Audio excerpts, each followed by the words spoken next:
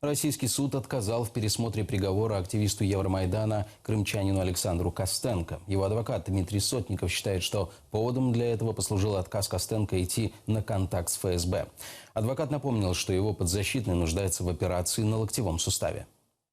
Костенко учился, получил очень положительные характеристики. Костенко получил рабочую специальность, пока отбывал наказание там. И, в принципе, никаких оснований законных для того, чтобы отказать в изменении ему наказания в виде лишения свободного более мягкий вид у суда не было. Мы будем обжаловать данное решение. Мы считаем, что истина состоит в том, что Костенко просто хотят склонить к сотрудничеству с ФСБ. Конечно, Кремль хочет видеть своего человека в Киеве.